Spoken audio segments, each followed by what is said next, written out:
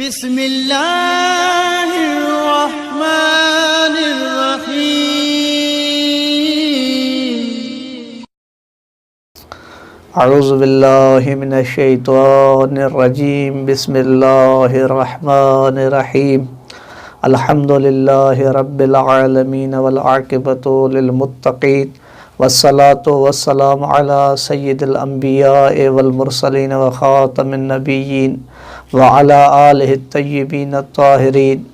أما بعد فقد قال إمام جعفر صادق عليه الصلاة والسلام إن صلة الرحم والبر ليهونان الحساب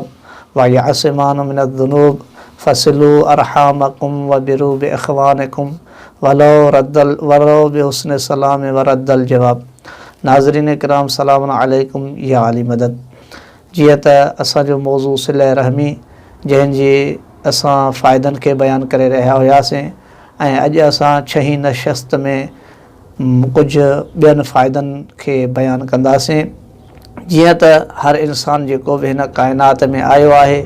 हिकु ॾींहुं मरी करे क़बर में वेंदो ऐं क़यामत जे ॾिहाड़े उन हिसाब किताब वारे ॾिहाड़े उथंदो ऐं हिन खे हिसाब किताब ॾियणो हूंदो. हर इंसान जी इहा तमन्ना हूंदी आहे त कुझु अहिड़ा नेक कम कयां, कुझु अहिड़ा चङा अमल कयां जो उन सख़्ती वारे ॾिहाड़े जंहिं ॾिहाड़े जे हिसाब किताब जी सख़्ती आलम इहा आहे जो क़ुरान मजीद में कुझु हिन तरह ख़ालिक़ काइनात फ़रमायो त को बि इंसान अगरि ज़रे बराबरि नेकी कंदो त उन नेकी खे ॾिसंदो, अगरि ज़रे बराबरि उन बुराई कई हूंदी त उन बुराई खे बि ॾिसंदो. हर इंसान जी इहा तमन्ना आहे त उहो इंसान जो हिसाब किताब आसानी सां थिए ऐं उहो आसाइशो आराइश जन्नत ॾांहुं जल्दी वधी वञे. इन जे लाइ अल्लाह तबारक व ताला जे पैगाम खे अंबिया क़रام पहुचायो ऐं असांजे नबी सल्लल्लाहु अलैहि वसल्लम असां ताईं पहुचायो ऐं उन जे वसियनि मुक़रर इमामनि असां ताईं इहे ॻाल्हियूं ॾसियूं जंहिंजे ज़रिए सां ई असां उन हिसाब किताब या आख़िरत जे उन्हनि बुरनि मक़ामनि खां बची करे आसानी सां जन्नत ॾांहुं वञी सघूं था ऐं जन्नती बणिजी सघूं था. उन्हनि अमलनि मां जीअं असां अर्ज़ु करे चुका आहियूं सिले रहमी उहो अमल आहे जंहिंजे ज़रिए सां इंसान जे हिसाब किताब में आसानी थी सघे थी